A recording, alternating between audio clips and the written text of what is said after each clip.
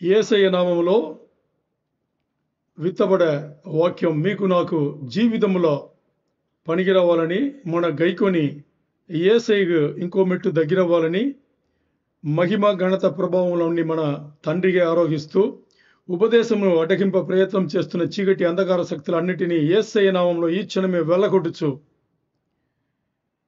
తండ్రికి మాత్రమే మహిమ కలగాలని యేసయ్య అతి పరిశుద్ధ నామంలో అడిగి వేడుకుని పొందినాం తండ్రి.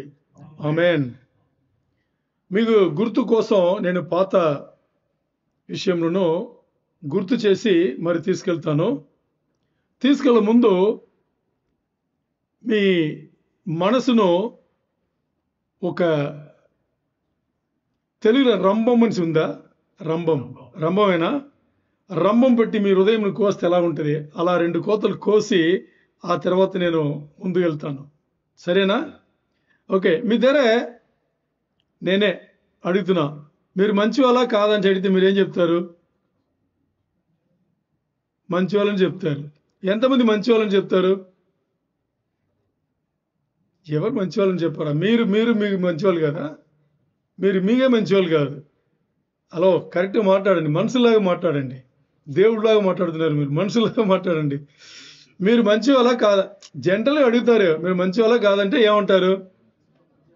మంచి వాళ్ళు అంటారు. నేను మీరు దొంగలు అని కన్ఫర్మ్ చేసిన అనుకోండి, మీరేమంటారు? ఓకే. ఇప్పుడు నేను ఇలా చెప్తా, నేను మీరు గజ దొంగలు అని నేను చెప్తున్నా. నన్ను కలుపుకుని నేను మీరు భయంకరమైన దొంగలు అంటున్నా. మీరేమంటారు? ఉండొచ్చేమో అని అనుమానం వస్తుంది, ఎందుకంటే నన్ను కూడా కలుపున్నాను కాబట్టి కదా. నిజంగా చూస్తే మీరు నేను గజ దొంగల కన్నా గజ దొంగలు. ఎలాగని చెప్పాలా? మీరు కరెక్ట్గా ఈరోజు వాక్యం మీకు అర్థమైతే మీరు నేను ఎంత పెద్ద దొంగలం అని మనకు అర్థమవుతుంది. అర్థం అవ్వాలి కదా? ఓకే. ఎంతమంది అర్థమైందని చూద్దాం. చివరిలో ఈ ప్రశ్న వేస్తా, ఎంతమందికి వాక్యం అర్థమైంది అని నేను అడుగుతా. ఎవరు మీరు అర్థమైంది అన్నారో వాళ్ళందరూ ఏమని అర్థం? గజ దొంగల కన్నా. మీరు ఎస్కేప్ అవ్వాలంటే ఏమనొచ్చు? నాకు అర్థం కాలని సింపుల్గా చెప్పేసి వెళ్ళిపోవచ్చు కదా. అది ఆన్లైన్ ఉన్నా కానీ ఇక్కడ ఉన్నా కానీ మీ ఇష్టం. సమాధానం మీరు ఎలాగైనా చెప్పొచ్చు. నేనైతే ఇది అడుగుతా. ఒకవేళ నేను ఇది అడగలేదు అనుకోండి, మీరు ఎవరో నాకు గుర్తు చేయాలి ఈ ప్రశ్న అడగామని చెప్పేసి. సరేనా? సరే. ఈరోజు చూద్దాం. మనం చూసే సీరియల్లో ఏం చూస్తున్నామంటే, నేను గొప్ప నువ్వు గొప్ప. ఈ లోకంలో మనం చేసే జీవితం అంతా ఎలాగుందంటే, నేను పెద్దవాడినా నువ్వు పెద్దవాడినా, నేను ఎక్కువ సంపాదిస్తున్నానా నువ్వు ఎక్కువ సంపాదిస్తున్నావా, నేను అందంగా ఉన్నానా నువ్వు అందంగా ఉన్నావా, నేను పొడవుకున్నానా నువ్వు పొడవుకున్నావా. అర్థమైందా మీకు? ఇవన్నీ ఇదే ఈ లోక జీవితంను మనకి ముందుకు తీసుకెళ్ళిపోతుంది. దాంట్లో మనం ఏమేమి చూసాము అని చూస్తే, ఇలా మనం చేయకూడదు అని మనకు తెలిసినా కానీ మనం అదే చేస్తాం. ఎందుకంటే మనం ఒక స్కేల్లా, అంటే ఒక కొలత, మనగని మనం ఒక కొలత తెచ్చి ఉంటాము, ఇంకోటి ఒక కొలత తెస్తాం. దేంట్లో నేను ఇంత జీతం తీసుకున్నా, నాకు 15,000 వస్తుంది, నాకు 20,000 వస్తుంది, నాకు 5,000 వస్తుంది, నాకు 4,000 వస్తుంది, నాకన్నా వీడికి తక్కువనే వస్తుంది, మరి నాకన్నా మంచి బతుకుతున్నాడు. అర్థమైందా మీకు? ఇప్పుడు కొలత అన్నిట్లో మనం వాహనం పెట్టుకుంటే వాళ్ళ దగ్గర ఉండే వాహనం పెట్టి, నా దగ్గర కారు ఉంది వాడి దగ్గర 2 వీలరే ఉంది, లేకపోతే నా దగ్గర 2 వీలరే ఉంది వాడి దగ్గర కారు ఉంది, లేకపోతే నా దగ్గర 2 వీలర్ కూడా లేదు వాడి దగ్గర 2 వీలర్ ఉంది. అర్థమైందా మీకు? నా పిల్లలు మంచి మార్కులు తీసుకున్నారు, ఇది చదవబోతున్నారు, ఈ గొప్ప స్కూల్లో చదువుతున్నారు, లేకపోతే నేను యూఎస్ పంపిస్తా, యూకే పంపిస్తా. మరి వాళ్ళు, లేకపోతే వాళ్ళ పిల్లలు అక్కడ చదువుతున్నారు, అక్కడ సీటే దొరకదు, అడ్మిషనే దొరకదు, మా పిల్లలు గవర్నమెంట్ స్కూల్లో. అర్థమైందా? లోకంలో మొత్తానికి జీవితం ఇలాగే వెళ్తుంది. మరి ఇది ఏమి కొలత అని చూస్తే, లోకంలో ఒక్కరు ఎలా కొలత పెట్టుకుంటున్నారంటే, ఇప్పుడు ఒక ఎదురు వ్యక్తిని చూసి తన దగ్గర ఏముందో అదే స్టాండర్డ్ని పెట్టుకుని, దాని స్టాండర్డ్గా, అంటే బెంచ్ మార్క్ అంటారు కదా, దాని స్టాండర్డ్గా పెట్టుకుని వీళ్ళను వాళ్ళతో పోల్చుకుంటున్నారు. అంటే వాళ్ళకి ఉండేదే కరెక్ట్ అనుకుని వాళ్ళను పెట్టుకుని వీళ్ళు పోల్చుకుని తక్కువ ఎక్కువ చూసుకుంటున్నారు. Which is totally unacceptable and wrong. అది ఒప్పుకున్నట్టుగా లేదు, అది చాలా తప్పు. ఒక వ్యక్తిని పెట్టుకుని వాళ్ళకి ఏముందో దానే బెంచ్ మార్క్ చేసుకుని దానికి నేను ఎక్కువ తక్కువ ఉన్నాను మాట్లాడితే అది ఎంత మూర్ఖతనం చూడండి. అది చేయకూడదు కదా. మరి కీర్తన 119 4, 5, 6, 7లో మనం ఏం చూసాము అంటే, తీయద్దు, ఏం చూసాము, నువ్వు పోల్చుకోవాలి అంటే వాక్యం మాట్లాడుతుంది మనతో ఏమని, నువ్వు ఎవరితోనో పోల్చుకోవాలంటే వాక్యంతో పోల్చుకో. దేంతో? దేవుని వాక్యంతో పోల్చుకో. దేవుని వాక్యంతో పోల్చుకుని దాని బెంచ్ మార్క్ పెట్టుకో. బెంచ్ మార్క్ పెట్టుకుని నువ్వేం చేయొచ్చు, తర్వాత నీకు ఎక్కువ ఉందా తక్కువ ఉందా అని చూసుకో. తక్కువ ఉందంటే ఆ వాక్యం ఏం చెప్తుందో అదే ఉండు, ఎక్కువ చేస్తున్నావు అంటే తగ్గించుకో, అంతే. అది 119 కీర్తన మనం చూసాం. మరి ఇలా చూసుకొచ్చేటప్పుడు దీనికి కారణం ఏంటి? మనం ఒకరిని చూసి మనం పోల్చుకుని జీవించడానికి కారణం ఏంటి అంటే, అది మనలో ఉండే పాపం అని మనం చూసాం. మనలో ఉండే పాపం అని మనం చూసాం. మనలో ఉండే పాపమే మనను అలా చేస్తుంది. ఈ పాపముకు పరిహారం ఏంటి అని చూస్తే, ఈ పాపం తీయబడాలి, ఈ పాపం తొలగించబడాలి. ఈ పాపం తొలగించబడడానికి దానికి ముందుగా మనం ఏం చూసుకున్నామంటే, యేసయ్య మాట్లాడింది మార్క్స్ వార్త 8:36 నుంచి. తీయొద్దు, నేను ముందు జరిగినది ఒకసారి మీకు గుర్తు చేసి తర్వాత వెళ్తున్నా. మార్క్ 8:36లో యేసయ్య ఏం చెప్పారు, ఒకడు లోకమంతా సంపాదించినా గాని, మొత్తం లోకంలో ఉండేవన్నీ సంపాదించినా గాని సొంత ఆత్మను కోల్పోతే ఏమి ప్రయోజనం అని యేసయ్యనే అడిగారా లేదా? మరి ఒకరితో పోల్చుకుని ఈ లోకంలో నేను అలా జీవించాలి ఇలా జీవించాలని అలాగ ఎక్కువ ఇంకా సంపాదించి పెట్టి రేపు నీ సొంత ఆత్మను కోల్పోతే, అంటే నువ్వు మరణించిన తర్వాత నువ్వు అక్కడ అగ్నిగుండంలో వెళ్ళి పడితే ఏమి ప్రయోజనం అని చెప్పేసి ఎవరు అడిగారు? యేసయ్యనే అడిగారు. అది కూడా మనం చూసాం. దీనికి కారణం ఏంటి? ఒకరితో ఒకరు పోల్చుకుని బతకడానికి కారణం ఏంటి? లేకపోతే జీవితాలను పాడు చేసుకోవడానికి కారణం ఏంటి? లేకపోతే ఈ లోకంను కొలతగా పెట్టుకుని, లోకస్తులను కొలతగా పెట్టుకుని ఇదే కరెక్ట్, ఈయన జీవిత విధానమే కరెక్ట్, నేను కూడా ఇలాగే జీవిస్తానని చెప్పేసి ఒక్కరితో పోల్చుకుని జీవించి ఈ లోకంలో మునిగిపోయి మొత్తానికి ఏం చేస్తున్నారు? ఈ లోకంలో సంపాదించిన ప్రాణాత్మను కోల్పోయే అలాంటి జీవితం. ఆ ప్రాణాత్మలు రేపు అగ్నిగుండంలో కాలుతుంటే ఏమి ప్రయోజనం అనేసి యేసయ్య అడిగితే దానికి కారణం ఏంటంటే పాపం, మనలో ఉండే పాపం. ఈ పాపమును తీసివేయాలి. ఈ పాపమును తీసివేసే పని కూడా ఎవరు చేశారు? యేసయ్య చేశారు. యేసయ్య చేసిన తర్వాత కూడా మరి అలాంటి జీవితమే జీవిస్తుంటే ఏం మనుషులు మనం? ఇప్పుడు తిట్టడం మొదలు పెట్టాను, ఎంతమందికి అర్థమైందో అర్థం చేసుకోండి. అన్యులకు ఇది తెలియదు. ఎవరికి తెలియదు? అన్యులకు తెలియదు. అంటే యేసయ్యని ఎరగని వాళ్ళకి ఇది తెలియదు. మరి యేసయ్యని ఎరిగిన వాళ్ళకు పాపం ఉంది, ఈ పాపమును తీసివేయడానికి యేసయ్య శిలువ మరణం వచ్చారు అని మనకు తెలుసు కదా. తెలిసిన తర్వాత ఇలాంటి జీవితం జీవించకూడదు కదా. ఎలాంటి జీవితం? లోకంలో ఉండే వాళ్ళు లోకస్తులను పోల్చుకుని నేను కూడా అలాగే రావాలి, నేను కూడా అలాంటి కార్లే కొనాలి, నేను కూడా మా అమ్మాయిలను ఇలాగే చదివించాలి, నేను కూడా ఇలా ఒకటి అలా పేర్చుకుంటూ వెళ్ళిపోతున్నాము. అలాంటి జీవితం విశ్వాస బిడ్డలు ఈరోజు జీవిస్తున్నారంటే ఎలాంటి జీవితంలో ఉన్నాం? అర్థమైందా? సో ఇక్కడ విశ్వాస జీవితంలో లేదు అనేది బాగా అర్థం చేసుకోవాలి. సరే, ఇప్పుడు ఈరోజు ఏదైతే మనం దేవుడిచ్చిన వాక్య భాగం ఉందో ఇది ఎలా ఉంటుంది అంటే, నేను ముందే చెప్పాను, మనందరూ కూడా దొంగలము. మామూలు దొంగలు కాదు, గజ దొంగల కన్నా గజ దొంగలు అన్నమాట. ఎందుకు అలాగ అన్నాము అంటే ఆలోచన చేయండి. ఒక ఉదాహరణతో చెప్తాను మీకు. ఇప్పుడు ఉండే దీంట్లో కొంచెం గట్టి ఉండేది మధువే. మధు లీని ఉండేది ఎవరు? వినోద్ లీని ఉన్నాడు. ఎడ్వినా? ఓకే. మధు ఎడ్విన్ లాగి ఒకటి కొట్టాడు అనుకోండి, ఏమవుతుంది? మామూలు కాదు, భయంకరంగా కొట్టాడు అనుకోండి, ఏమవుతుంది? దెబ్బ భయంకరంగా ఉంటుంది కదా, పడే దెబ్బ మామూలుగా ఉండదు. అది కొన్ని రోజులు మర్చిపోతాడా? అది జీవితంతో గుర్తుపెట్టుకుంటాడా? కొన్ని రోజుల్లో మర్చిపోతాడు, జీవితం అంతా గుర్తుపెట్టుకుంటాడా? గుర్తుపెట్టుకుంటాడా? సరే, ఇంకోటి అడుగుతా. అదే మధు ఎడ్విన్ హృదయాన్ని రంభం బట్టి కోసినట్టుగా ఓ పని జరిగింది. ఇది మర్చిపోతాడా? జీవితంతో గుర్తుపెట్టుకుంటాడా? ముందు జరిగింది మర్చిపోతాడా? గుర్తుపెట్టుకుంటాడా? రెండో జరిగింది మర్చిపోతాడా? గుర్తుపెట్టుకుంటాడా? ఎందుకు కదా? ఈరోజు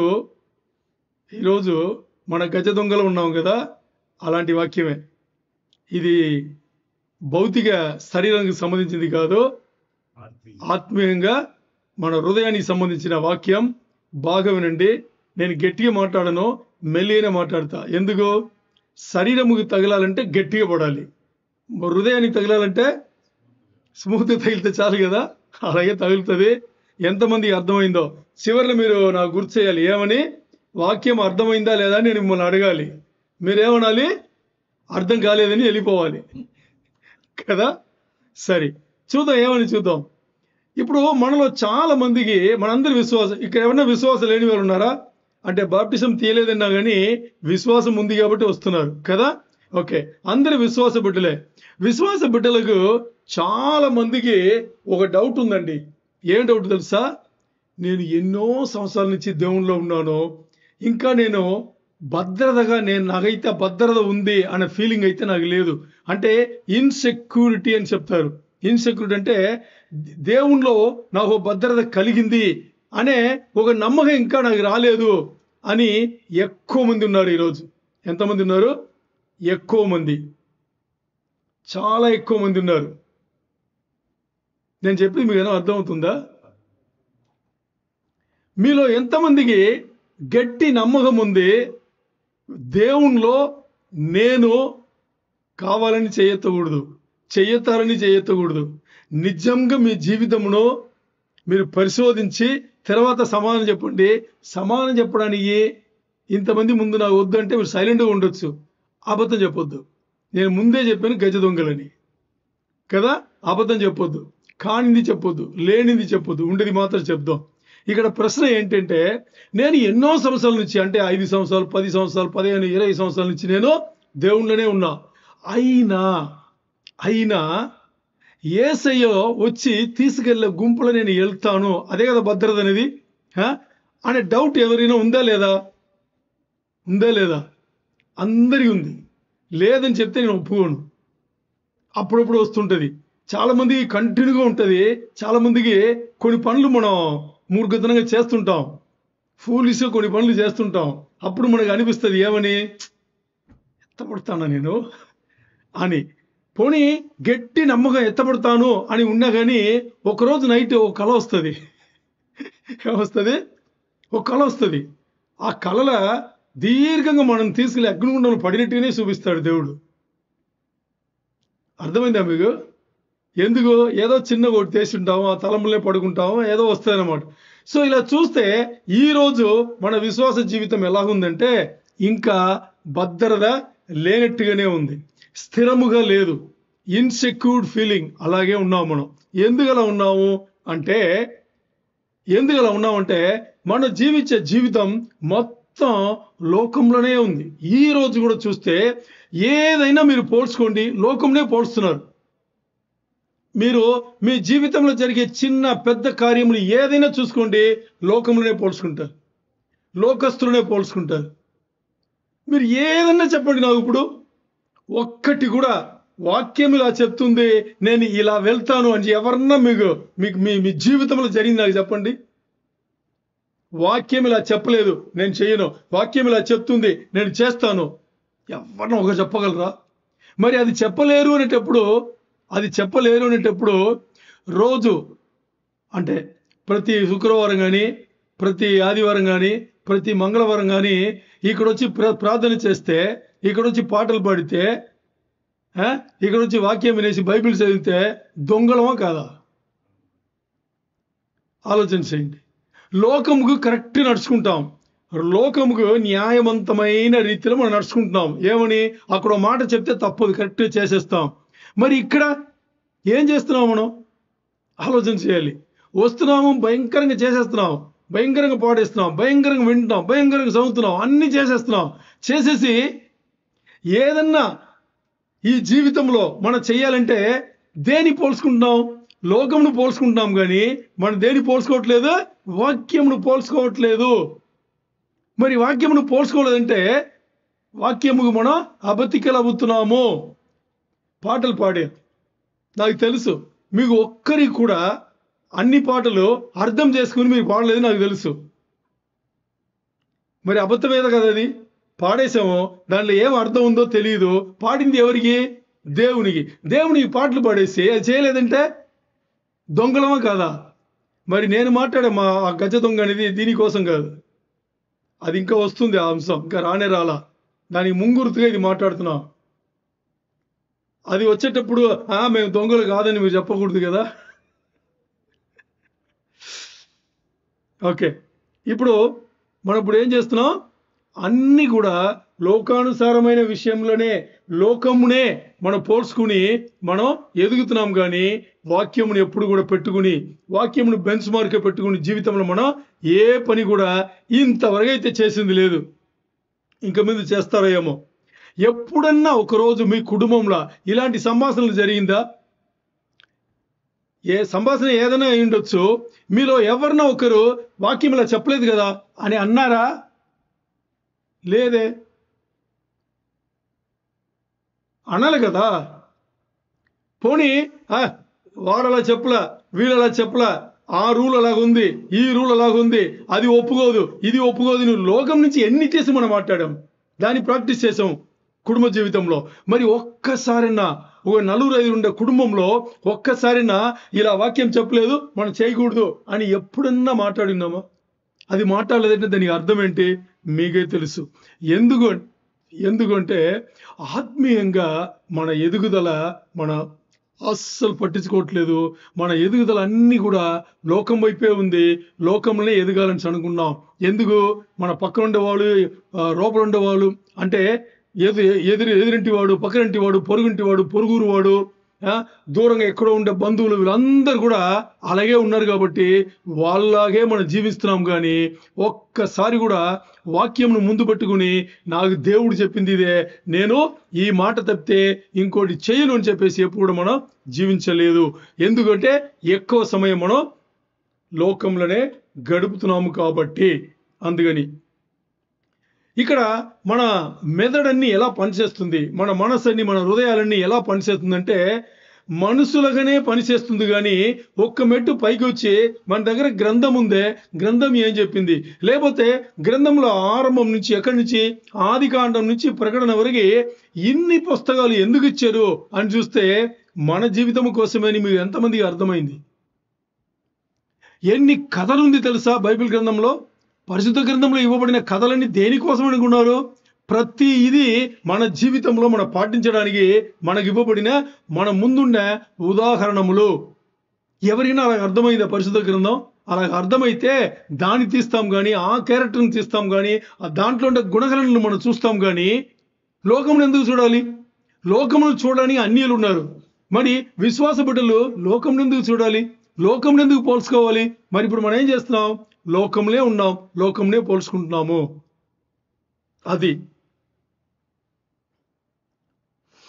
ఇక్కడ ఏమి జరగట్లేదు అంటే, లోకంలో నేను ఏమై ఉన్నానో, లోకంలో నేను ఏం అవ్వాలి, అది ఎప్పుడు మన తలంలో ఉంది. కానీ నేను యేసయ్యలో ఏమై ఉన్నానని ఎప్పుడన్నా తలిచామా? ఎప్పుడన్నా ఆలోచన చేసామా? యేసయ్యలో మీరు ఏమై ఉన్నారని ఎవరన్నా మిమ్మల్ని ప్రశ్న వేస్తే మీకు సమాధానం లేదని మీకు పాస్ట్గా ఉండే నేను సిగ్గుపడాలి. అవునా కాదా? ఆలోచన చేయండి. మిమ్మల్ని లోకం ఉండే వాళ్ళు ఎవరన్నా యేసయ్యలో నువ్వు ఏమై ఉన్నావు అని అడిగితే ఏం చెప్తారు చెప్పండి? మీ దగ్గర ఆన్సర్ లేదు.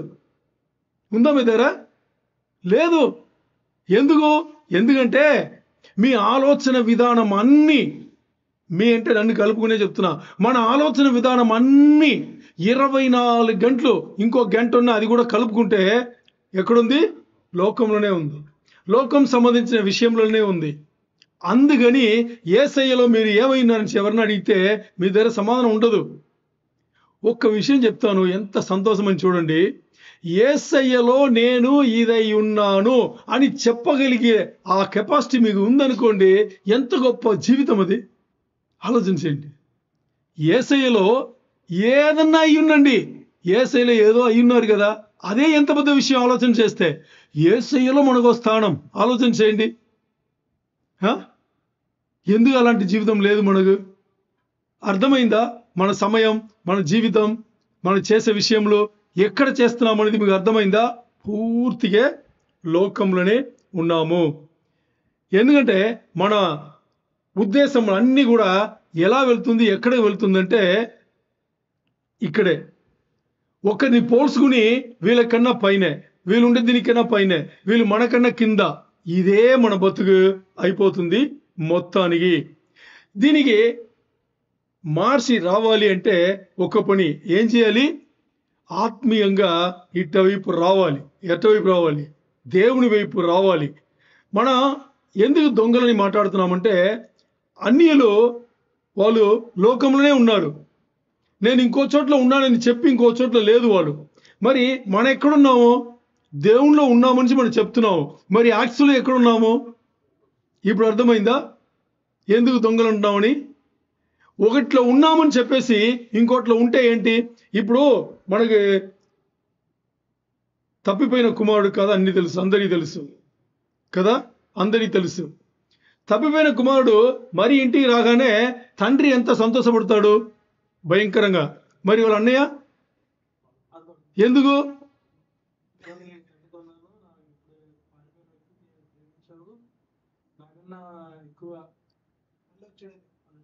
మళ్ళీ వచ్చాడని.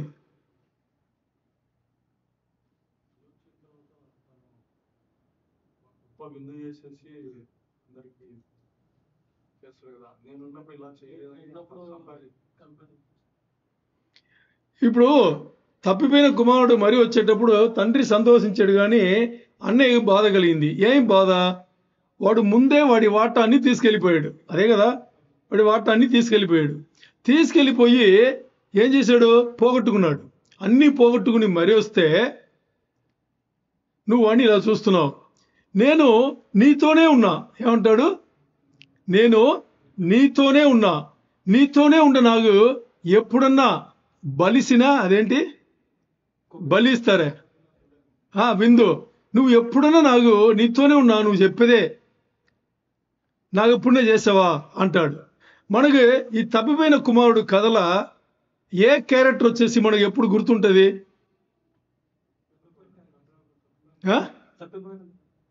మరి వీడు అడిగింది న్యాయమా కాదా? ఈ అన్నయ్య ఉన్నాడే, వీడు అడిగింది న్యాయమా కాదా? వాడి వాటాన్ని తీసుకెళ్ళిపోయాడు కదా. తీసుకెళ్ళిపోయి పోగొట్టుకుని వచ్చిన వాడికి ఇంత మర్యాద చేస్తున్నావు, నేను నీతోనే ఉన్నా, నాకు చేయలేదు అని వాడు అడిగాడు. వాడు అడిగింది నేను తప్పే ఉంది? తప్పేమన్నా ఉందా? ఓకే, పెద్ద తప్పు పెద్దవాడిదే చెప్పాలా? ఎందుకంటే పెద్దవాడు లోకానుసారమైన ఆలోచన చేశాడు. ఇప్పుడు తప్పిపోయిన కుమారుడు మరి వచ్చాడంటే తండ్రి బాధ్యత వాడిని తీసుకోవాలి. తండ్రి బాధ్యత వాడిని తీసుకుని మరి ఒకసారి తప్పిపోకుండా, అంటే లోకంలో కలిసిపోకుండా చూసుకోవాలి. మరి అన్నయ్య దాన్ని అలా తీసుకోవాలా. అలాగే ఇంకో తండ్రికి ఇద్దరు కుమారులు ఉంటారు. దాంట్లో చిన్నవాడు ఎప్పుడు చెప్పినా, చిన్నవాడు ఏం పని చెప్పినా ఏం చేస్తాడు? సరి అని చెప్పేసి కాదనే వెళ్ళడు, కాదంటాడు, మరి వెళ్ళి చేస్తాడు. మరి పెద్దవాడు సరి సరి సరి సరి చెప్తాడు, ఇప్పుడే చేస్తానంటాడు, ఎప్పుడు చేయడు. చూసారా మీరు? అది కూడా ఈ రెండు క్యారెక్టర్లు ఎవరు గుర్తొస్తారు మనకు? ఎవరు గుర్తొస్తారు మనకి? ఎవరు నచ్చిన క్యారెక్టర్ మనకి? లోకానుసారమైన ఆలోచనలు ఉంటే మీరు ఈ రెండు క్యారెక్టర్లు కూడా లోకానుసారమైన ఆలోచనలు మీకుంటే వాళ్ళే మీకు నచ్చుతారు. దేవునికి సంబంధించిన తలంపులు ఎవరికి కలిగిందో వాళ్ళు మనకి నచ్చాలంటే మన దేవుని వైపు ఉండాలి. వాళ్ళ అర్థం కూడా మనం అవుతారు వాళ్ళు. అందుకనే ఇక్కడ ఒకసారి కీర్తన 119 5, 6, 7 ఇంకోసారి మనం గుర్తు చేసుకుంటాం. చదవండి. ఇన్ని విన్న తర్వాత ఇంకోసారి దాన్ని చదువుతాం. కీర్తన 119 5, 6, 7. చదవండి మైక్ తీసుకుని. ఆహా ఆహా నీ కట్టడలను గైకొనున్నట్లు మీ కట్టడలను గైకొనున్నట్లు నా ప్రవర్తన స్థిరపడి నా ప్రవర్తన స్థిరపడి ఉండిన ఎంత మేలు. ఉండినా ఎంత మేలు. నీ ఆజ్ఞలన్నిటిని నీ ఆజ్ఞలన్నిటినీ నేను లక్ష్యము చేయనప్పుడు నేను లక్ష్యము చేయనప్పుడు నాకు అవమానము కలుగనేరదు. నాకు ఇంకోసారి చదవండి. నీ ఆజ్ఞలు నీ ఆజ్ఞలన్నిటిని నీ ఆజ్ఞలన్నిటినీ నేను లక్ష్యము చేయునప్పుడు నేను లక్ష్యము చేయునప్పుడు నాకు అవమానము కలుగనేరదు. నాకు అవమానము కలగనేరదు. నీతిగల నీ న్యాయ విధులను నీతిగల నీ న్యాయ విధులను నేను నేర్చుకొనున్నప్పుడు నేను కొనునప్పుడు యథార్థ హృదయముతో నీకు కృతజ్ఞతాస్తుతులు నీకు కృతజ్ఞతాస్తుతులు చెల్లించేదను. ఇది మీకు అర్థమైందా ఈ 3 వచనంలో? ఇంకోసారి చదువుకోండి, మీరు అర్థం అవ్వాలి. చాలా చాలా ఇంపార్టెంట్. ఇక్కడ కరెక్ట్ చూస్తే దేవుని ఆజ్ఞ గైకొంటే వాళ్ళకి అవమానం కలగదు. వాళ్ళకి ఎప్పుడు కూడా అవమానం కలగదు. నీ న్యాయ విధులు, దేవుని న్యాయ విధులు ఎవరు పాటిస్తారో అలా పాటించేటప్పుడు దేవునికి మహిమకరమైన ఒక జీవితం జీవించవచ్చు అని చెప్పేసి కీర్తనగారుడు ఇక్కడ చాలా చక్కగా రాసి ఉన్నారు. ఎందుకు అనేటప్పుడు ఇక్కడ మనం చూడాల్సింది, మన జీవితం సంతోషంగా ఉండాలి అంటే దానికి అర్థం అంటేనే దానికి అర్థం ఏంటంటే మీరు దేవునిలో ఉన్నారు. దేవుడు మిమ్మల్ని యేసయ్యలో పెట్టి యేసయ్యలో మీరు ఎలాంటి జీవితం జీవించాలో అలా మిమ్మల్ని పెట్టి కట్టి ఉన్నారు. మరి అలాంటి జీవితం మనం జీవించలేదు అనేటప్పుడు మనం ఏమైనాం దేవునికి? ఆలోచన చేయండి. ఇప్పుడు దేవుడు మన అందరూ కూడా భయంకరంగా మాట్లాడుకుంటాం. జగత్ పునాది వేయబడ ముందు, before the foundation of the world అని మాట్లాడతాం కదా. జగత్ పునాది వేయబడక ముందే దేవుడు మనను ఆయన ఏర్పాట్లో యేసయ్యలో పెట్టి ఉన్నాడు అని మాట్లాడుతున్నాం కదా. ఇప్పుడు అలాంటి జీవితం దేవుని ప్రణాళికలో మనకు ఉంది అనేటప్పుడు మరి మనం ఏం చేయాలి? మరి మనం ఏం చేస్తున్నాము అని ప్రశ్న వేసుకుంటే మన పనులు చేయట్లేదే. దేవుడి ప్రణాళిక ఏమో అలాగుంది, మనకి ఇక్కడ అలాంటి జీవితం కూడా ఇచ్చాడు. ఎలాంటి జీవితం? యేసయ్యని ఎరిగే భాగ్యం కూడా ఇచ్చి ఏదో సంఘంలో కట్టి ఈరోజు మనను అభివృద్ధి చేస్తున్నాడు. మరి దేవుడు అలా చూసేటప్పుడు మనం ఏమి చేస్తున్నాము? ఎందుకు దేవుడు అలా చూస్తున్నాడంటే మన పాపలమని దేవునికి తెలుసు. ఇంకా మన పాపములోనే ఉన్నామని తెలుసు. ఇంకా మన లోకంలోనే ఉన్నామని తెలుసు. లోక ఆకర్షణలో ఉన్నామని తెలుసు. లోక జీవితంలో ఉన్నామని దేవుడికి తెలిసినా కానీ దేవుడు మనం చూసేటప్పుడు బాగా అర్థం చేసుకోండి. దేవుడు మనం చూసేటప్పుడు ఎలా చూస్తున్నాడంటే, ఇప్పుడు దేవుడు ఇక్కడ బలిపీఠంలో దేవుడు ఇక్కడ ఉన్నాడు అనుకోండి. దేవుడు ఇక్కడి నుంచి మిమ్మల్ని చూసేటప్పుడు, నన్ను చూసేటప్పుడు మధ్యలో యేసయ్య ఉన్నారు. ముందు దేవుడు మనం చూసేటప్పుడు యేసయ్యని చూస్తున్నారు. యేసయ్యని చూసేటప్పుడు యేసయ్యలో కట్టబడిన మనను ఆయన చూస్తున్నాడు. యేసయ్యలో మనం చూసేటప్పుడు మన దేవునికి పరిపూర్ణంగా కనిపిస్తున్నాము. మీకు అర్థమవుతుందా? మరి యేసయ్య అలా తప్పిపోయాడు అనుకోండి, మనం డైరెక్ట్ దేవుడు చూస్తే ఇంకా మన పాపులమే. అంటే యేసయ్య లేని జీవితం మనకి సరైన జీవితం కాదు. అందుకనే ఇక్కడ తండ్రి తన ప్రణాళికలో యేసయ్యను పెట్టుకుని యేసయ్యలో మనం చూస్తున్నాడు. అందుకని మనం తండ్రికి పరిపూర్ణులుగా కనిపిస్తున్నాము. సో మనం పరిపూర్ణలము అంటే అది యేసయ్యలోనే. యేసయ్యని తీసేస్తే అక్కడ ఏముంది? పాపపు శరీరం, పాపపు ఆలోచనలు, లోకపు జీవితం, లోక ఆకర్షణలు. ఇది తప్పితే మన దగ్గర ఏముంది? అందుకని ఈరోజు మనం లోకంలో ఎవరినో పోల్చుకుని, లోకంతో మనం పోల్చుకుని అలాంటి జీవితం జీవించి దేవునికి వ్యతిరేకంగా ఉండడానికి కన్నా మనం ఎలాంటి జీవితం జీవించాలి? కీర్తనగారుడు అందుకే రాశాడు 119, 5, 6, 7లో అదే రాశాడు. నీ ఆజ్ఞలు గైకొంటే, నీ న్యాయ విధులు నేను పాటిస్తే నేను ఎంతో భాగ్యవాణ్ణో, నేను ఎంతో యేసయ్యలో చాలా మంచిగా నేను కట్టబడతాను అని చెప్పేసి. అందుకని నేను ఎవరైనా పోల్చుకోవాలంటే, ఎవరితోనో పోల్చుకోవాలంటే ఎవరితో పోల్చుకోవాలి?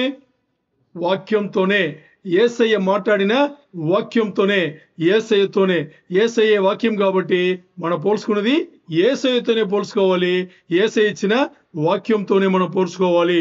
అందుకని అది తప్పితే ఇంకోట్లో పోల్చుకోవడానికి వీలు లేదు. సరే, ఇప్పుడు చూద్దాం. ఒకవేళ ఇవన్నీ తెలిసిన తర్వాత కూడా ఇంకా మనం లోకంలోనే మనల్ని పోల్చుకుని మన ఎదుగుదల అన్నీ కూడా డెవలప్మెంట్ అన్నీ కూడా లోకంలోనే పెట్టుకున్నాం అనుకోండి, మనం ఎలాంటి వాళ్ళము చెప్పాలి? ఎలాంటి వాళ్ళం మనం? మనని ఎలా ఎలా పిలవాలి? మనని ఎలా పిలవాలి?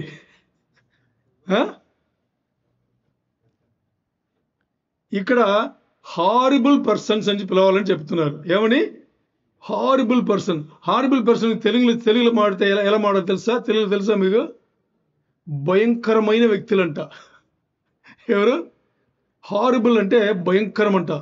హారిబుల్ పర్సన్స్గా మనను, అంటే భయంకరమైన వ్యక్తులుగా మనను చూస్తారు, పిలుస్తారు. ఎందుకు ఇవన్నీ ఎందుకు జరుగుతుంది అని చెప్పాలా? మనం ఒక కల్చర్ను ఫాలో అవుతున్నాం. మీరు నేను మన అందరు కూడా ఈ లోకంలో దేని ఫాలో అవుతున్నాం?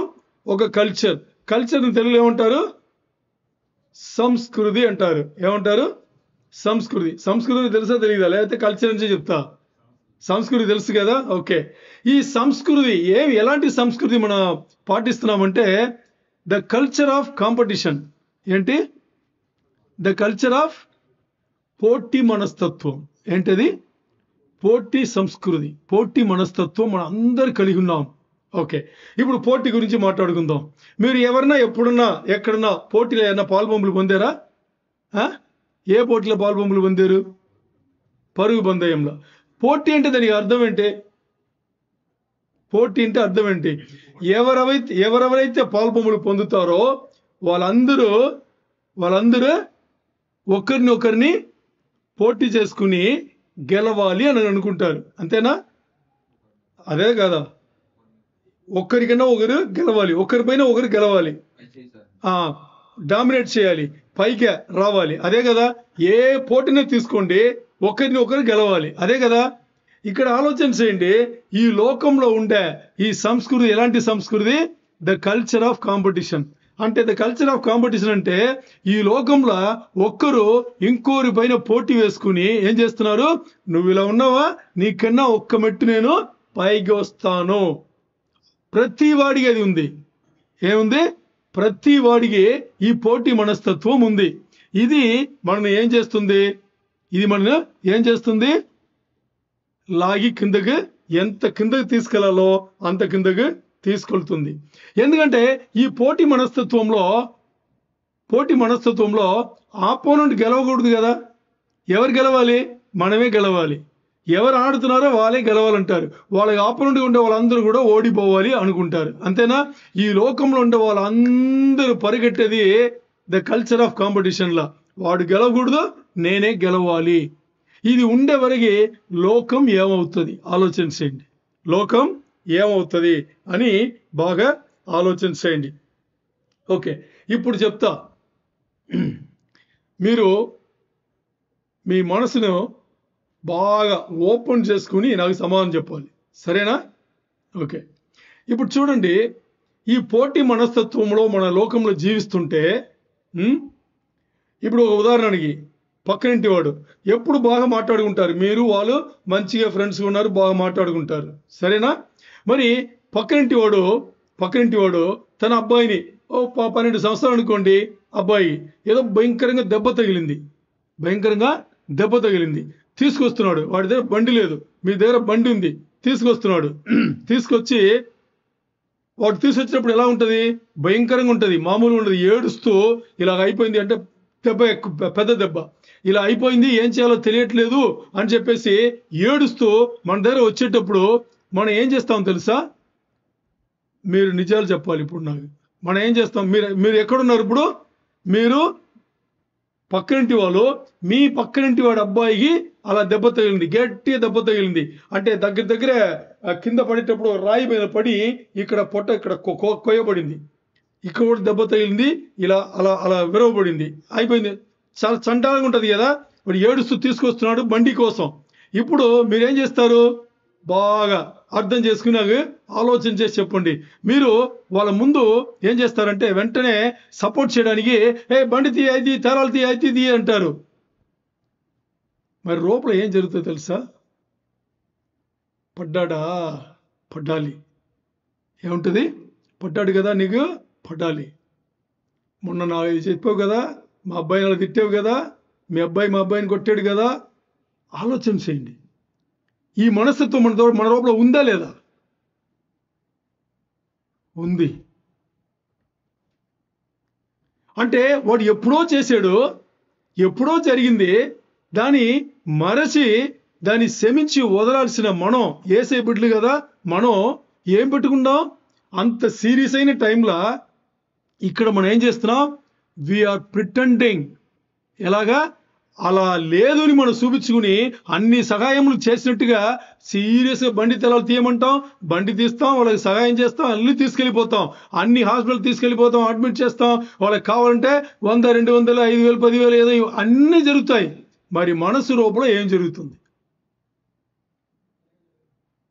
ఆలోచించి, మనసు లోపల ఏం జరుగుతుంది? ఎప్పుడో వాళ్ళ అబ్బాయి మీ అబ్బాయిని, ఎందుకంటే వాళ్ళ అబ్బాయి వచ్చేసి మీ అబ్బాయి కింద 5 సంవత్సరాలు పెద్ద అబ్బాయి ఉంటాడు, వీడు చిన్నవాడు ఏదో చేసి ఉంటాడు, వాడు ఏదో కొట్టింటాడు. దాన్ని పెట్టుకుని, లేకపోతే తన భార్య మీ భార్యను ఎప్పుడో ఏదో మాట అని ఉంటుంది, అర్థమైందా? ఇవన్నీ లోపల పెట్టుకుని ఇప్పుడు ఏం ఆలోచన చేస్తాం? అన్ని సహాయములు చేస్తాం. మరి మనసు ఎలా ఉంటుంది? ఎక్కడుంటుంది? ఎంత దొంగతనంగా ఉంది చూడండి, ఎంత దొంగతనంగా ఉంది. ఆలోచన చేయండి. ఇక్కడ మనం ఏం చేయాలి? ఇక్కడ యేసయ్య బిడ్డలుగా యేసయ్య ప్రేమను ఆ సమయంలో అక్కడ వ్యక్తపరచాల్సింది. మరి ఆ పనులన్నీ చేస్తున్నాం కానీ లోపల ఏమనుకుంటున్నాం? ఆ ప్రేమ లేదే. ఆ ప్రేమ లేదనేటప్పుడు నిజమైన యేసయ్య వాళ్ళకి ఎలా అర్థమవుతాడు? మనలో ఉండే నిజమైన యేసయ్య, మనలో నిజమైన యేసయ్య లేదు. అందుకనే మనసు లోపల అలాంటి ఒక ఆలోచనలు మన లోపల ఉంది. అక్కడ యేసయ్య ఉంటే, యేసయ్య ప్రేమలో మనం నింపబడి ఉంటే అలాంటి ఆలోచనలు వస్తుందా మనకి? అది ఎందుకు మనం ముందుగా మన గజ దొంగలని చెప్పామంటే కారణం ఇదే. బయటికి మనం అన్ని చేసేస్తున్నాం కానీ లోపల ఎలాగున్నాం చాలా చాలా ముఖ్యం. యేసయ్య చూసేది మార్తాను కాదు, మరియలను. యేసయ్య చూసేది పనులు కాదు, లోపల ఏమి అనుకుని చేస్తున్నామనేది. యేసయ్య కావాల్సింది ఎక్కువ మరియలు, మార్తాలు కాదు. అందుకని భయంకరమైన వాళ్ళ నుంచి మనం ఎందుకు మాట్లాడామంటే కారణం ఇదే. బయటికి మనం అలా కనిపిస్తున్నాం కానీ లోపల మాత్రం మన దగ్గర అది లేనే లేదు. యేసయ్య ప్రేమ లేదు, యేసయ్యని లోపల పెట్టుకుని చేయట్లేదు. ఎందుకంటే యేసయ్యే దేవుడు, యేసయ్యే రక్షకుడి నుంచి ఒప్పుకునే ఆచరణమే మన లోపల వచ్చిన పరిశుద్ధాత్మ దేవునే మనం లక్ష్యపట్టలేదు. పరిశుద్ధాత్మ దేవునే లక్ష్యపట్టలేదు. ఇంతవరకు ఎప్పుడన్నా లోపల ఉండే పరిశుద్ధాత్మ దేవుణ్ణి పూజించారా మీరు? పరిశుద్ధాత్మ దేవుడా మీరు మా లోపల ఉన్నారు, మీరు మా లోపల నుంచి బయటికి వెళ్ళకుండా ఉండడానికి మేము ఎంతో రుణపడి ఉండాలి అని ఎప్పుడన్నా మాట్లాడినామా? దావీదు మాట్లాడాడు, దేవుడితో అడిగాడు. తప్పు చేసినప్పుడు తప్పు చేసిన దావీదు దేవుడితో ఏమడిగాడు తెలుసా? నువ్వు ఏమన్నా చేసుకో, నా దగ్గర ఉన్న పరిశుద్ధాత్మ దేవుని మాత్రం నువ్వు తీయవద్దు అన్నాడా లేదా? అన్నాడు. అలాంటి ప్రార్థనలు ఎప్పుడున్నా, అలాంటి మాటలు ఎప్పుడున్నా మనం మాట్లాడినామా? ప్రార్థనలు చేసి ఉన్నామా? అంటే మనం ఎక్కడున్నాం? దేవుళ్ళు ఉన్నామా? లోకంలో ఉన్నామా? ఆలోచన చేయండి. అందుకే మనం భయంకరైన వాళ్ళము అని చెప్పేసి ద హారిబుల్ పర్సన్స్ అని చెప్పాం. అందుకే పౌలు ఈ మాట చెప్పాడు. 1 కొరింథీయులకు రాసిన పత్రిక 12వ అధ్యాయంలో 25, 26, 27 3 వచనములు. 1 కొరింథీయులకు రాసిన పత్రిక 12వ అధ్యాయం, 1 కొరింథీయులకు రాసిన పత్రిక 12వ అధ్యాయం 25 నుంచి 27 వరకు. మైక్ తీసుకుని గట్టి చదవండి.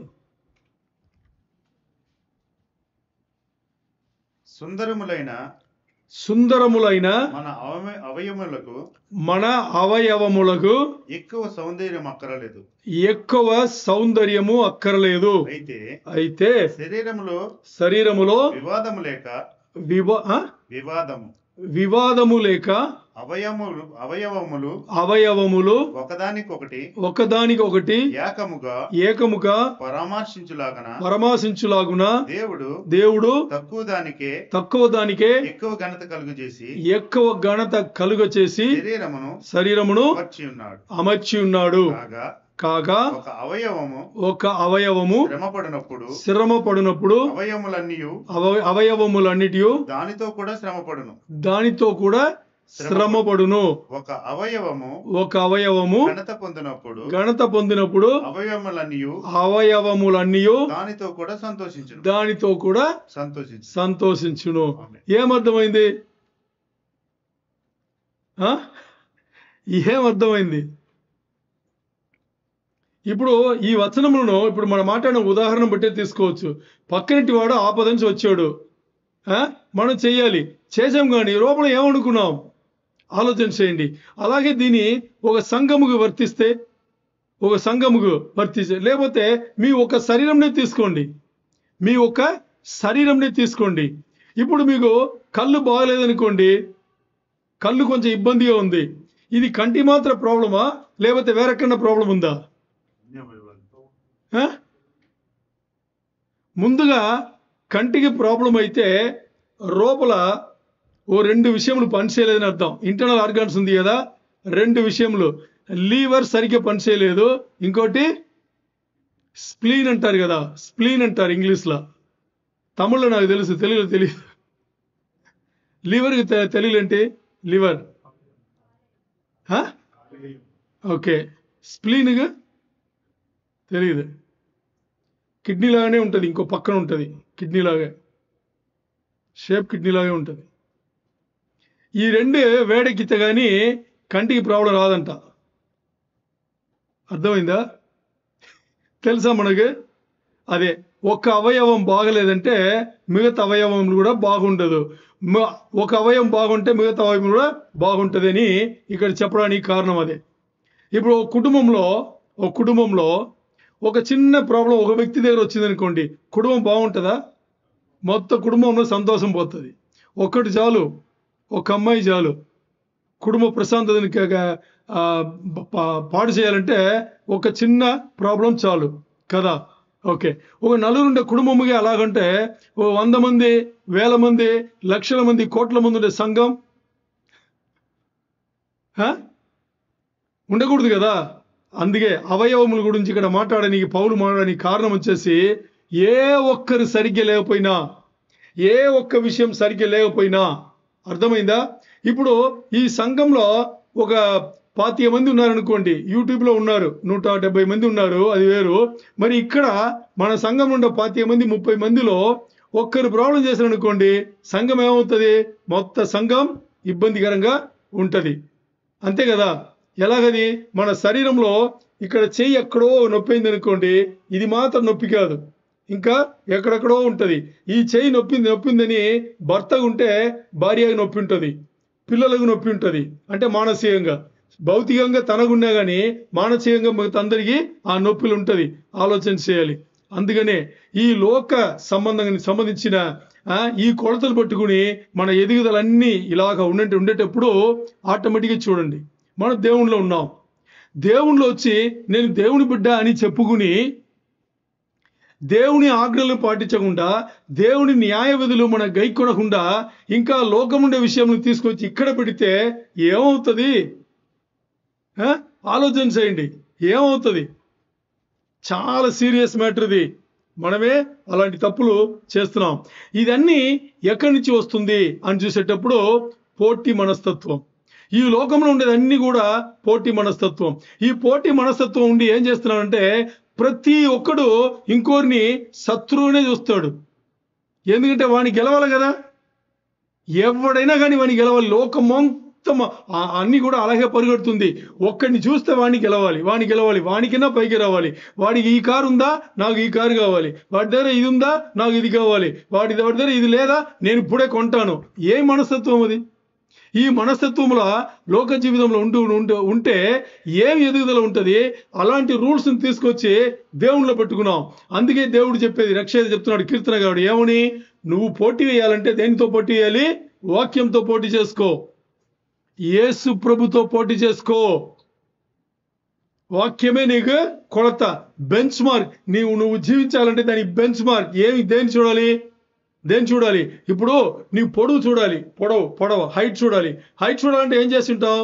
చాలా మంది ఇళ్లలో కింద నుంచి మార్క్ చేసి ఉంటారు హైట్ కదా, ఇళ్లలో పెట్టింటారు. అక్కడ నిలబడతావు. ఎందుకు? అది బెంచ్ మార్క్. అది కొలత, అది బెంచ్ మార్క్. ఇప్పుడు నీ జీవితంలో నువ్వు యేసయ్యలో ఎలా ఉన్నావు అని నువ్వు తెలుసుకోవాలంటే నీ కొలత ఎక్కడ ఉండాలి? పరిశుద్ధ గ్రంథంలో ఉండాలి, యేసయ్య ఆజ్ఞలో ఉండాలి, యేసయ్య ఇచ్చిన న్యాయ విధులు ఉండాలి. మరి మన ఆజ్ఞలు, మన న్యాయ విధులు, మన రూల్స్ అన్ని ఎక్కడ ఉంది? లోకంలో ఉంది. మరి అక్కడ పెట్టుకుని ఇక్కడ నేను ఏమై ఉండాలని ఎలా చూస్తాం? ఆలోచన చేయండి ఏం చేయాలని. ఎందుకు మనం భయంకరమైన వాళ్ళు అంటామంటే కారణం ఇదే. దీనికి రూట్ కాజ్ అంటే దీనికి మూల కారణం ఏమి నేను చూసేటప్పుడు పాపం. మూల కారణం ఏంటి? పాపం. ఓకే, పాపం అనగానే చాలా మంది తప్పించుకుంటారు. అది ఆదాం నుంచి వస్తుంది, నేనేం చేయగలను? ఆదాం నుంచి వస్తుంది, బాగానే ఉంది, నువ్వేం చేయలేదా? ఆదాము చేసింది చెప్పితే మీకు తెలిసింది, మీకు చెప్పకుండానే మీరు చేసింది మీకు తెలుసు. మీరు చేసింది మీరు ఏమన్నా చెప్పాలా? అవసరం లేదు కదా, తెలుసు. అందుకనే భయంకరమైన వాళ్ళు. దానికి మనం చేయాల్సింది ముందుగా యేసయ్యని ఎరగాలి. ఏం చేయాలి? మూలపాఠం ఏంటి? యేసయ్యని ఎరగాలి. ఏమని ఎరగాలి?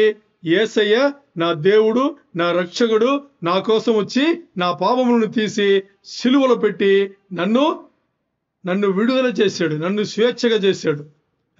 ఆయన ఆజ్ఞలు నేను పాటిస్తాను అని. ఇది ఇంతవరకు మారు మనసు పొంది బాప్టిజం పొందని వాళ్ళు. మరి పొందిన వాళ్ళు ఏం చేయాలి? ఓ ప్రశ్న వేస్తాను ఓపెన్గా, మీరు ఓపెన్గా చెప్పండి. ఈరోజు బాప్టిజం పొందని వాళ్ళను పొంది సంఘముకు వచ్చే వాళ్ళు ఏమైనా తేడా ఉందా?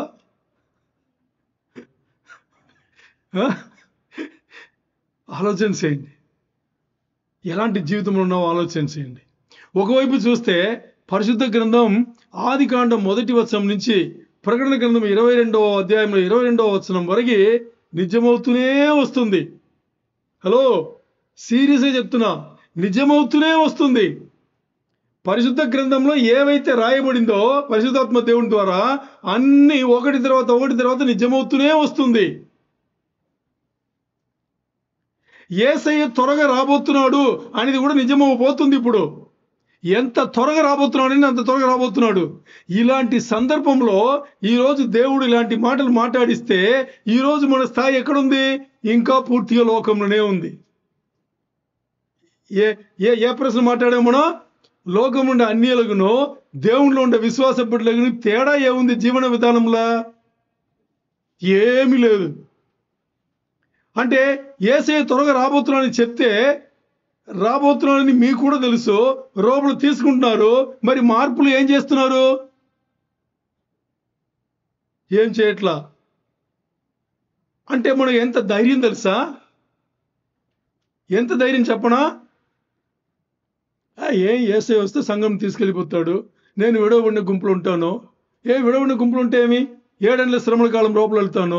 మొదటి 3-4 సంవత్సరములు అంగీకరిస్తే తంటాడు, తొక్కుతాడు కదా, ఏదో జరుగుతుంది. యేసయ్య వచ్చి 7 ముద్రలు ఊపుతాడు. అటు ఇటు కూడా జరుగుతాయి, భూకంపాలు వస్తాయి, కరువులు వస్తాయి, యుద్ధాలు ఇంకా ఎక్కువ జరుగుతాయి. ఒకవేళ యుద్ధంలో పోతాము, లేకపోతే కరువులు దొరికితే సస్తాము, లేకపోతే భూకంపాలు ఈ భూమి రెండుగా వెళ్తే నేను లోపల పడతాం, ఏదో జరుగుతుంది. ఏముంది? ఇది మొదటి 3-4 సంవత్సరములు. రెండో 3-4 సంవత్సరంలో సంఘం ఎత్తబడింది మనకు తెలుసు కాబట్టి యేసయ్యను వదులుకోలేము. ఇంకా వాడు కత్తితో పొడిచి చంపుతాడో, పాయసని చంపుతాడో, లేకపోతే చిన్నగా మన శరీరం ఉండే భాగమును కొరడతో అలాగే తీసి చంపుతాడో, లేదు ముక్కలు చేసి చంపుతాడో, ఎలా చంపుతాడో మనకు తెలియదు. అయితే ఏమైందిలే, ఇదే కదా జరుగుతుంది, బైబిల్ ఇదే కదా చెప్పింది, నువ్వు. ఇది ఇప్పుడు మనకున్న మనస్తత్వం. అర్థమైందా మీకు? దేవుని బిడ్డలైనా మనకున్న మనస్తత్వం ఈరోజు ఇలా ఉంది. దీనికి మన దేవుని బిడ్డలని చెప్పుకోవాలా? దానికి పూర్తి అన్యాలతో కలిసిపోయి ఈ లోకంలో ఉండేవారు ఈ లోకంలో ఎంజాయ్ చేయొచ్చు కదా. ఎందుకు అనవసరంగా నేను దేవుని బిడ్డని చెప్పుకుని లోకంలో ఉండి లోకానుసారం బతుకుని ఏమ గుడ్డి ధైర్యం ఏంటిది? హలో, ఆలోచన చేయండి. ఏంటి ఆ గుడ్డి ధైర్యం? యేసయ్య ప్రకటన గ్రంథంలో సీరియస్గా చెప్పాడు. ఏమని? అట్టో కాలు వేయకూడదు, నులివెచ్చని తనంగా ఉంటే నేను ఉమ్మి వేస్తాను అంటాడు ఆయన. ఇది చెప్పేశాడు. ఇప్పుడు ఆలోచన చేయండి, ఎవరన్నా మన మొహం పైన ఉమ్మి వేస్తా అంటే మనకు ఎంత కోపం వస్తుంది. యేసయ్య చెప్పేశాడు ఏమని, మీరు ఇలా ఉంటేనే నేను ఉమ్మి వేస్తానని. మనం అలాగే ఉంటున్నాము. ఏం చేయాలి మరి? ఏం చేయాలి? నిర్ణయం మీది. ముందుగా ఏం చేయాలి? అన్యులుగా ఉంటే, యేసయ్యని ఇంకా ఒప్పుకోలేదంటే మీరు మారు మనసు పొంది బాప్టిజం తీసుకుని యేసయ్య న్యాయ విధులను, యేసయ్య ఆజ్ఞలను గైకొనాలని నిర్ణయం తీసుకోవాలి. ఒకవేళ మీరు ముందే యేసయ్యని ఒప్పుకున్నారు, ఎన్నో సంవత్సరాల నుంచి నేను మినిస్ట్రీలో పరిచర్యలో వచ్చేసి నేను అది అని ఎవరైనా చెప్పుకునే వాళ్ళు ఎవరైనా ఉంటే మీరేం చేయాలి? ఇంకా యేసయ్యని ఎక్కువ ఎరిగి ఆత్మీయంగా మీరు ఇంకా ఎదగనో మీ మనసు మారుతుంది, ఇంకా యేసయ్యకు దగ్గర అవుతారు. అప్పుడు ఆటోమేటిక్గా ఏమవుతుందంటే దేవుడు మీకు లోక విషయంలో ఒకటొకటిగా తొలగించి ఆత్మీయంగా దేవుని విషయంలో మీ లోపల పెడతాడు. అప్పుడు గ్రాడ్యువల్గా మనం ఏమవుతాం? లోకానుసారమైన జీవితం వదిలేసి ఇక్కడ దేవుని సంబంధించిన ఈ విషయంకు మనం చేస్తాం. అప్పుడు నాలుగవదిగా ఏం జరుగుతుంది? మనం లోకం నుండి వాళ్ళని పోల్చుకోవడం మానేస్తాము. అంతవరకు ఇది జరగదు. లోకం నుండి వాళ్ళు పోల్చుకోవడం మనం మానేయాలంటే ఏం చేయాలి? ముందు యేసయ్యను ఒప్పుకోవాలి, యేసయ్య ఆజ్ఞలను గైకొనాలి, యేసయ్య న్యాయ విధులను గైకొనాలి. తర్వాత పరిచర్యల యేసయ్య రాజ్యంలో కొనసాగుతూనే ఉండేటప్పుడు లోక విషయంలో ఒకటి తర్వాత పోతూనే ఉంటుంది, దేవుని విషయంలో ఒకటి తర్వాత మన లోపల నింపబడుతూనే ఉంటుంది, వస్తూనే ఉంటాము. అప్పుడు మన ఉద్దేశంలన్నీ లోకం వైపు ఉండదు, దేవుని వైపు మాత్రమే ఉంటుంది. మన చేసేదన్నీ కూడా దేవుని దారిలోనే చేస్తుంటాము. అప్పుడు మనకు ఏమవుతుందంటే లోకంలో చూసి మన కొలత పెట్టము, లోకం నుండి వాళ్ళని చూసి మన కొలుసుకుని ఏం చేయము, వాళ్ళు చూసి మన జీవన విధానమును మార్చుకోము, దేవుళ్ళనే పూర్తిగా మనం వస్తుంటాము. సరే, ఇప్పుడు ఈరోజు జరిగిన ఈ ఉపదేశం నుంచి ఏమి తీసుకెళ్తాము? ఇప్పుడు మన అరగంట నుంచి ఉపదేశం జరుగుతుంది కదా, ఏమి తీసుకెళ్తాం మనం అంటే, ముందుగా మనం ఒకటి గుర్తుపెట్టుకోవాలి. ఏమని? మనం భయంకరమైన వ్యక్తులని గుర్తుపెట్టుకోవాలి. ఎంతమంది ఒప్పుకున్నారు మన భయంకరమైన వ్యక్తులని? మీరందరూ ఒప్పుకోరా? అందరూ ఒప్పుకోవాల్సిందే. ఎందుకు భయంకరమైన వ్యక్తులు? అన్యులు పర్లేదు, మేము లోకంనే ప్రేమిస్తాము, మాకు లోకానుసారమైన జీవితమే కావాలని వాళ్ళు దాంట్లోనే ఉన్నారు. మరి మనం ఏం చేస్తున్నాం? నేను లోకంలో బతకను, నేను లోకంలో లేదు అని చెప్పేసి, దేవుళ్ళనే ఉన్నానని చెప్పేసి ఒరిజినల్గా ఎక్కడున్నాము? లోకంలో ఉన్నాం. అందుకని మనం భయంకరమైన వాళ్ళని చెప్పేసి ముందుగా మనం రియలైజ్ అవ్వాలి. ఎందుకు అంటే, ఇక్కడ మనల్ని భయంకరమైన వాళ్ళగా చేసింది లోకంలో ఉండే పోటీ సంస్కృతి, పోటీ మనస్తత్వం. ఈ పోటీ మనస్తత్వంలో ఏమవుతుంది? ఒక్కడు గెలవాలి అనుకుంటాడు. ఎవరు కూడా ఆపోజిట్ లో ఉండేవాడిని గెలిపించాలని ఎవరు కూడా అనుకోరు. పోటీలో అది లేనే లేదు కదా. అది మనం రియలైజ్ అవ్వాలి. అది మనం రియలైజ్ అయిన తర్వాత ఇంకోటి రెండవదిగా ఏం రియలైజ్ అవ్వాలి అంటే, ఇక్కడ మనం దేని ఎక్కువగా ప్రేమిస్తున్నామో అలాగే అయిపోతాం. తెలుసా మీకు? దేని ఎక్కువ ప్రేమిస్తామో అలాగే అవుతాం మనం. అందుకని ఇక్కడ మనం ఏం చేస్తున్నాం? దేవుణ్ణిలో ఉన్నామని చెప్పుకున్నా కానీ ఎక్కువ ప్రేమించేది దేని? లోకంనే. అందుకని మనం ఏం చేస్తున్నాం? లోకంనే అక్కడ చూస్తున్నాము. మన ఉద్దేశాలన్నీ లోకంనే కట్టబడుతుంది. దానికి బదులు మనం ఏం చేయాలి? మన ఉద్దేశములను యేసయ్యలో మార్చుకోవాలి. మన ఉద్దేశంలో అన్నిటి కూడా యేసయ్యలో. ఏమి చేసినా యేసయ్యను ముందు పెట్టి మనం చేస్తుంటే అప్పుడు ఆటోమేటిక్గా ఏమవుతాం? దేవునిలో ఎదుగుతాం.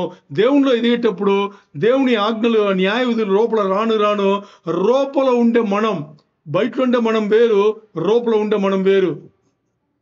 నేను మాట్లాడి మీకు అర్థమవుతుందా? బయటలో ఉండే మనం అంటే ఎవరంటే, ఎవరన్నా రాగానే నవ్వడం బయటలో ఉండే మనం.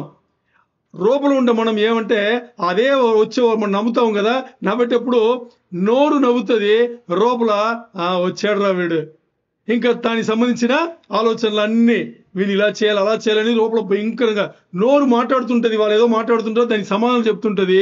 లోపల హృదయం ఏం చేస్తుంటది? ప్లాన్లు వేస్తుంటది. వీడు ఇలాంటి వాడు, వీళ్ళని ఇలా చేయాలి అలా చేయాలని ప్లాన్లు వేస్తుంటది. అందుకని లోపల ఉండే మనం, బయటలో ఉండే మనం వేరు. ఇక్కడ వాక్యమును తీసుకోను లోపల ఉండే మనమును, బయట ఉండే మనకునే తేడా ఉండదు. ఉండదు. మీరు ఆలోచించండి, ఎప్పుడన్నా యేసయ్య రూపంలో ఒకటి పట్టుకుని బయట ఒకటి మాట్లాడింటాడా? ఛాన్సే లేదు. ఇప్పుడు యేసయ్య పోలికలా మారాలంటే మనం కూడా అదే కదా అవ్వాలి.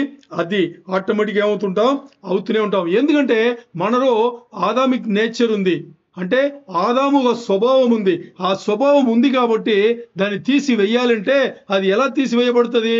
పరిశుద్ధ గ్రంథంలో ఉండే వాక్యములు, పరిశుద్ధ గ్రంథంలో దేవుడు చెప్పిన ఆజ్ఞలు, న్యాయ విధులు లోపల వెళ్తూనే ఉంటే గాని అది రానే రాదు. ఆ రూపం అంటే మనిషిని మార్చాలంటే అది దేవుని ఆజ్ఞ వల్లనే అవుతుంది. అందుకనే మనం ఏం చేస్తామంటే, మీకు అర్థం అవ్వాలి, మీరు ఎక్కువ ప్రార్థన చేయాలి, మీకు అర్థం అవ్వాలి, మీరు ఎక్కువ బైబిల్ చదవాలి, మీరు ఎక్కువ ఉపదేశములు వినాలి, ఎక్కువ ప్రార్థన చేయాలనేది ఎందుకు చెప్తారంటే దానికోసమే. మూడవదిగా మీరు ఎలా ఊహించుకుని బతకాలంటే, నేను దేవునిలో ఎదుగుతున్నాను, ఇలాగా నేను దేవునిలో ఎదుగుతున్నాను, అందుకని నేను లోక విషయంలో అన్నిటినీ కూడా పక్కన పెట్టేసి దేవుని విషయంలో నేను ఫోకస్ చేస్తాను అని చెప్పేసి మనం ఏం చేయాలి? నిర్ణయాలు తీసుకోవాలి. తర్వాత ఈరోజు ఇది విన్న తర్వాత మనం మేలుకోవాలి, నిద్ర నుంచి లేవాలి. ఎక్కడి నుంచి లేవాలి? నిద్ర నుంచి. ఏ నిద్ర నుంచి లేవాలి? గాఢాంధ్ర నిద్ర నుంచి లేవాలి. ఎందుకు గాఢాంధ్ర నిద్ర అంటున్నాం? గాఢ నిద్రనా? గాఢాంధ్ర కదా. ఓకే, గాఢ నిద్ర నుంచి లేవాలి. ఎందుకు? మీరు నవ్వింది దానియేనా?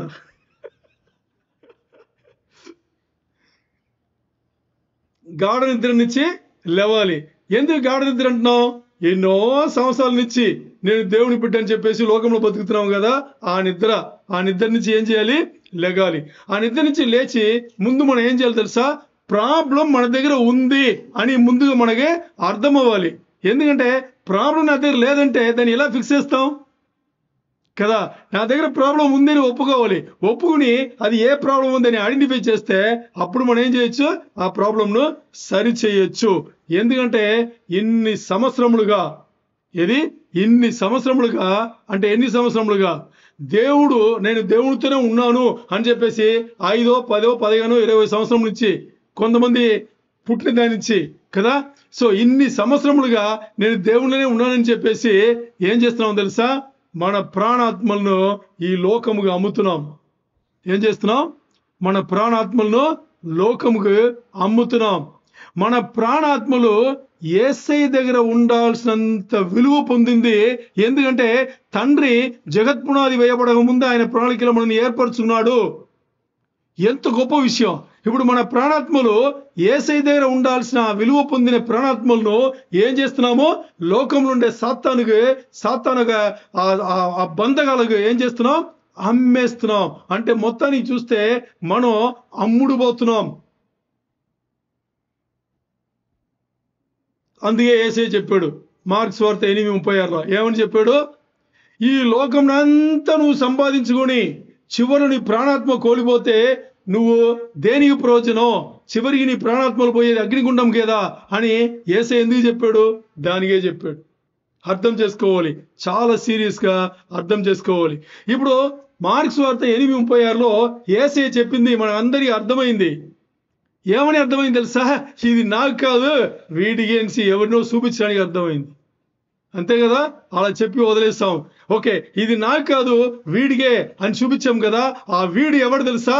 మీరే, నేనే. అది అర్థం అవ్వాలి. ఎందుకు అర్థం కాలేదో, ఇన్ని సంవత్సరం నుంచి ఎందుకు అర్థం కాలేదో. సో ఇక్కడ చేయాల్సింది, ఆదాముగా స్వభావం మన దగ్గర ఉంది కాబట్టి ఆ స్వభావం పెట్టి మనం తెలిసి తెలియకుండా చేసిన పాపంలోని మన దగ్గర ఉంది కాబట్టి దీన్ని మార్చివేసి దేవుని దగ్గర చేర్చాలంటే దేవుని ఆజ్ఞలు, దేవుని న్యాయ విధులు మనం పాటించాల్సిందే. లోకానుసారంగా లోక ఆకర్షణలో మనం ఎదగడానికన్నా ఏం చేయాలి? దేవుని వైపు వచ్చి దేవుని వైపే మనం ఎదిగితే అప్పుడు దేవుడు ఓకే, ఈ సంఘంలో నేను వీళ్ళను ఇలాగే అనుకున్నాను, వీళ్ళు ఇలాగే ఉన్నారు, ఇది నా సంఘం అని చెప్పేసి యేసయ్య అప్పుడు చెప్తాడు, ఇది నా సంఘం, నా బిడ్డలని చెప్పేసి. లేకపోతే ఆలోచన చేయండి. సో అందుకని ఇక్కడ ఒక కుటుంబం అనుకోండి, మీరు ఒక్క వ్యక్తి అనుకోండి, మీ ఒక్క అవయవం మీరు దెబ్బ తీసుకుంటే మీ మొత్తం శరీరం వచ్చేసి పాడైనట్టు. అలాగే మీ కుటుంబంలో ఒక్కరి ఇబ్బంది అయితే మొత్తం కుటుంబం అది ఇబ్బందికుండా వెళ్ళినట్టు. అలాగే మన సంఘంలో ఒక్క సంఘ సభ్యుడు సరిగ్గా లేదైనా బాధపడేది యేసయ్య. నాకైతే తెలియదు, ఎందుకంటే మీకు శరీరంగా బాగాలేదంటే మీరు చెప్తారు, బయటికి చెప్తే తెలుస్తుంది. మరి మానసికంగా మీరు బాగాలేదంటే మీరు చెప్తేనే కదా తెలుస్తుంది. మరి మీరు చెప్పకపోయినా ఎవరికి తెలుస్తుంది? యేసయ్యకు తెలుస్తుంది. అందుకని ఇక్కడ అలా ఎవరు ఉండొద్దు. ఒకవేళ ఉంటే బయటపడండి. మన పాటించాల్సింది దేవుని మాటలు, దేవుని ఆజ్ఞలే మనం గైకొనాలి. అందుకని ఇక్కడ ప్రాబ్లం ఎక్కడుంది అంటే, యేసయ్యలో నేను ఏమై ఉన్నాను అనే విషయం గురించి మనకు ఎప్పుడు పట్టింపు లేదు. ఈ లోకంలో నేను ఏమై ఉన్నాను అనే పట్టింపు ఎక్కువ ఉంది కాబట్టి ఈ ప్రాబ్లం ఎప్పుడు కూడా జరుగుతుంది. ఎందుకంటే లోకంలో దీనికన్నా నేను కొంచెం పెద్దగా ఉండాలి అని చెప్పేసి. మరి ఆలోచన చేస్తే ఇది ఎంత ఘోరంగా మారిపోయిందంటే, ఈరోజు ఎంత ఘోరంగా మారిపోయిందంటే, ఇప్పుడు మా కుటుంబం తీసుకుందాం, మేము 4 ఉన్నాం. ఇప్పుడు నా భార్య వచ్చి నా దగ్గర ఏదైనా మాట్లాడేటప్పుడు నేను పైకి ఒకటిగానో రూపల ఒకటిగానో ఉండి సమాధానం చెప్తే ఏం బతుకండి ఇది? ఆలోచన చేయండి. ఈరోజు అదే జరుగుతుంది ప్రతి కుటుంబంలో. ఈరోజు అదే జరుగుతుంది. అంటే భర్త భార్యను గెలవాలని అనుకుంటున్నాడు, భార్య భర్తను గెలవాలని అనుకుంటుంది, పిల్లలు తల్లిదండ్రులను గెలవాలని అనుకుంటున్నారు, తల్లిదండ్రులు పిల్లలను గెలవాలని అనుకుంటున్నారు. గెలిపించాలి అనే ఆ మనస్తత్వం ఎవడికి లేదు. ఒక్క యేసు ప్రభువుకి తప్పితే గెలిపించాలి అనే మనస్తత్వం. ఆలోచన చేయండి. తండ్రి కుడిపాసనము వెళ్ళి కూర్చున్న యేసయ్య మనని ఎక్కడ కూర్చోబెడుతున్నాడు? మనని ఎక్కడ కూర్చోబెట్టాడు? ఆయన కుడిపాసనమునే. అంటే సమానంగా చూసే ఆ మనస్తత్వం, గెలిపించే ఆ మనస్తత్వం యేసయ్య ఒక్కడిగే ఉంది. ఇప్పుడు యేసయ్య బిడ్డలు అని చెప్పుకునే మనకు అది ఉండాలా వద్దా? యేసయ్య దేవుడు, దేవునికే నరులను సామాన్య మానవులను తీసుకెళ్ళి ఆయనకి సమానంగా కూర్చోబెట్టాలనే మనస్తత్వం ఆయనకే ఉందంటే మీరు నేను ఎక్కడున్నాము? మనకెందుకు ఆ మనస్తత్వం లేదు? సొంత భార్య దగ్గరే భర్త గెలవాలని అనుకోవడం, భార్య భర్తను గెలవాలని అనుకోవడం, ఏమి జీవితంలో జీవిస్తున్నాం మనం? ఆలోచన చేయండి, సీరియస్గా ఆలోచన చేయండి. ఏ భర్త భార్యను తనలాగా చూస్తున్నాడో, ఏ భార్య భర్తను తనలాగా చూస్తుందో, అప్పుడు దేవుని సృష్టికి ఆ భార్య భర్త దగ్గర మర్యాద ఉంది. ఎందుకు? భార్య భర్తను విడివిడిగా ఆయన చూడలా, ఒకటినే చూశాడు. అంతేనా? ఒకటిగానే చూశాడు. అలాగే పిల్లలను ఒక కుటుంబముగా చూశాడు, కానీ వేర్లాగా చూడలేదు. మరి ఇప్పుడు ఈ పోటీ మనస్తత్వం, ద కల్చర్ ఆఫ్ కాంపిటీషన్ ఏం చేస్తుంది? ప్రతి ఒక్కరిని విడదీస్తుంది, విభాగిస్తూ ఏం చేస్తుంది? ఒక్కరి గెలవాలి. ఎలాంటి జీవితంలో ఉన్నాం? అందుకే కీర్తనగాడు చెప్పినట్టుగా మనం ఎవరితోన్నా పోల్చుకోవాలంటే, దేనితోన్నా పోల్చుకోవాలంటే మనం ముందు కనిపించాల్సింది ఒకటి పరిశుద్ధ గ్రంథం, దేవుని ఆజ్ఞలు, దేవుని యొక్క న్యాయ విధులు. దీని తప్పితే వేరే దేంట్లో పోల్చుకోకూడదు. అలా పోల్చుకుంటే ఇలాంటి ఒక జీవితమే, అంటే ఒక చెడ్డ జీవితమే మన కుటుంబంలో వచ్చి పడుతుంది. ఆలోచన చేయండి. దేవునికే మహిమ కలుగును గాక.